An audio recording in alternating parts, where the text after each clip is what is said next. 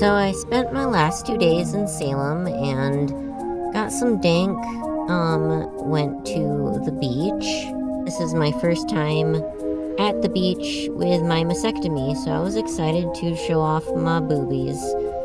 And, I was disappointed in the beach itself, but I did do that.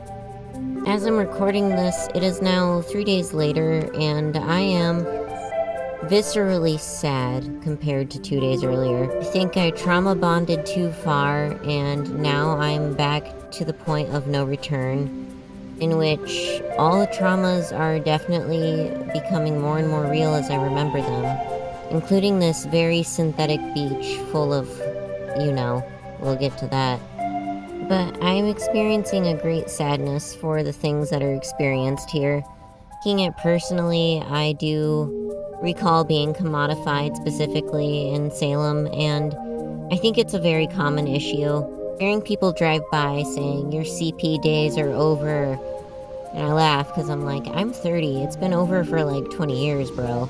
But that's kind of the culture we're in, where we're just kind of seeking validation for underdeveloped, impermanent part of ourselves, and I think that's why the whole pedo situation gets perpetuated. I woke up very angry from a dream, and I was angry at specific people, because just because you can handle it doesn't mean you should take advantage of that, and that does make me upset that everyone is so self-absorbed that they don't exactly see the person that is in front of them that they feel is in the way. But I had gotten bored and disappointed with what I thought was going to be more of like a more unique experience, but it seems like the further I go down the East Coast, the more similar it is to all each other. Kind of the same vibe of like bog, old architecture, and keeping secrets because they don't exactly want to accept that what they're doing is wrong. Not even feeling bad, just kind of not really wanting to acknowledge that what they're doing is just inherently making everything worse. I rack my brain trying to figure out if there's a thought further than that or not, and sometimes there just really isn't. And it's just the majority of people. So at this point, I'm still in Salem. I'm kind of mad at particular people, but easily forgiving, I suppose.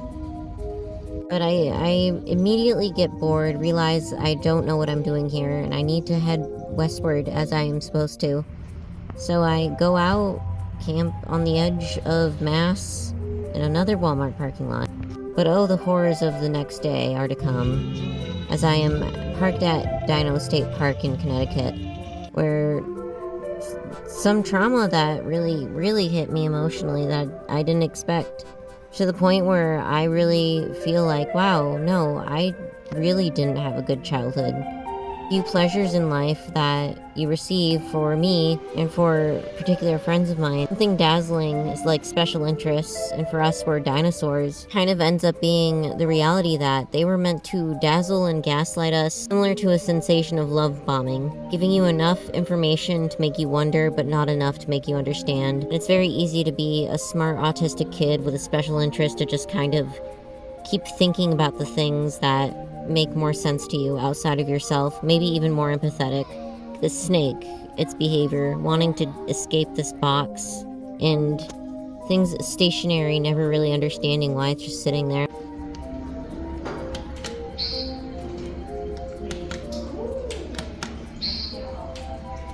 When you think of all the unaccounted for humans that actually exist, because in a capitalist society, if you don't have paperwork, you don't exist.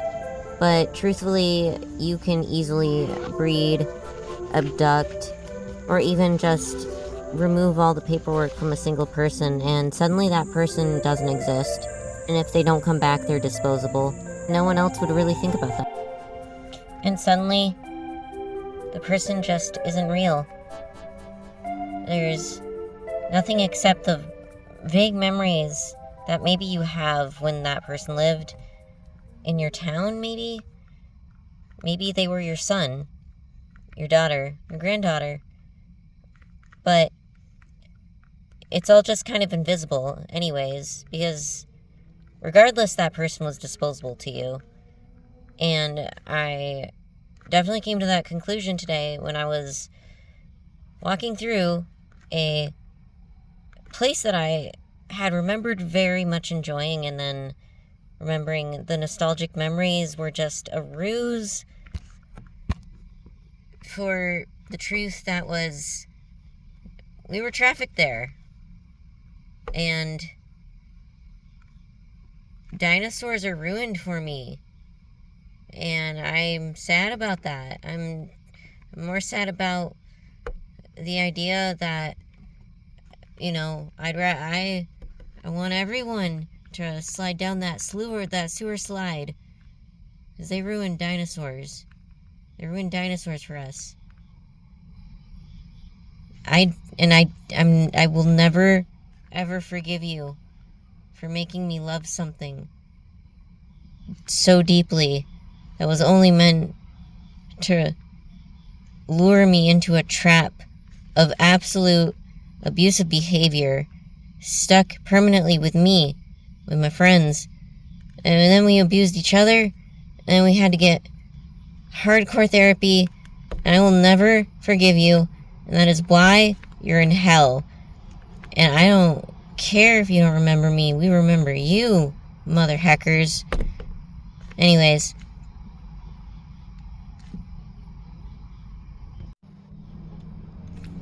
So, yeah, that was my one day that I spent today here in Connecticut, which turned out to be probably 10 times as more brain dead. But I also must be so brain dead about it too, because I've never thought about it before I came here. Except for, I guess, that dino park, and I guess this fucking Walmart parking lot, and I guess that liquor store. Also wherever else that you could find a freaking, you know, human trafficked child, I guess. So that's what Connecticut has to offer. Woo. Otherwise, I don't know. But as it turns out, I do exist. I'm Lucifer. I had many names beforehand, but this is mostly to express my deep sadness about mostly autism.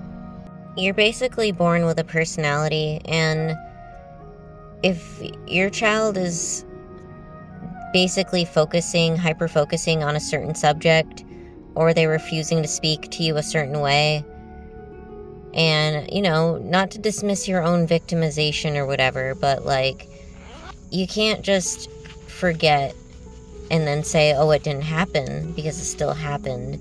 And whether that kid remembers or not, that kid is going to have its physical form affected, its neurons rewritten. You did a bad thing too early on in that child's life, had no time to develop. Oh, now your kid wants to focus on dinosaurs or trains. It wants to learn science. Maybe your kid's suddenly super religious. Maybe your kid won't, like, shut up about anything. And then you, as the horrible empty husk that you are, just keep traumatizing this child because, oh no, if my child's are, like, retarded.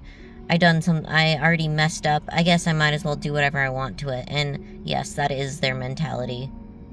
And right now I'm in, like, some real rednecky part of the world, because that is, like, the whole fucking thought process of this is just, who gives a shit? So yeah, medical doctors don't want to just say, like, hey, it's your fault, maybe you should just stop breeding. Because that kid is gonna want to focus on something else and not the thing you keep putting it through. So, hey, you don't like your kid being trans? Maybe you should stop taking control of that kid's body. Because sometimes kids want some control over their own fucking anatomy.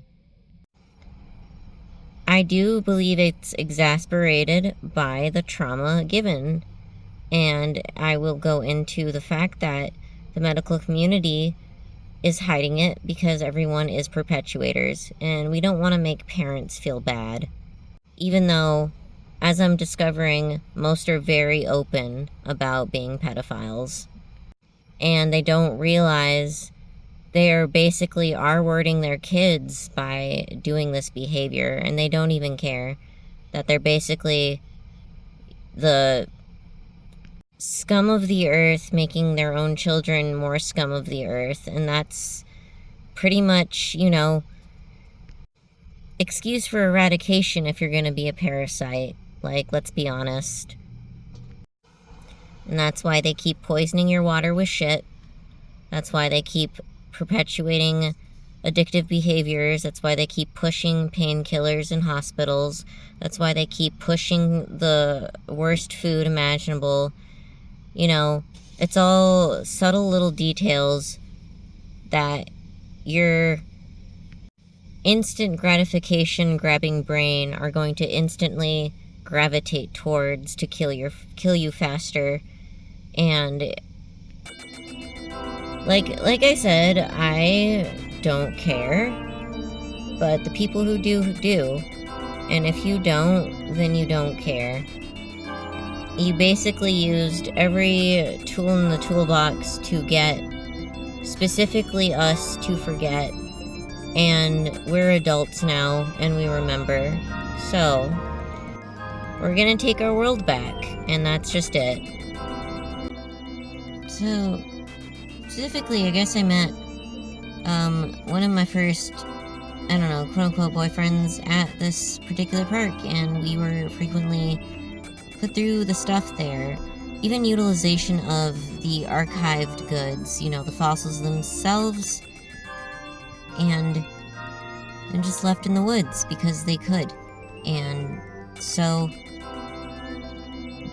beforehand being dazzled by things we are genuinely interested in, and now looking back on what we had to go through, and realizing that the things that we really found happy during childhood were not actually there for us, but for us to forget, you know.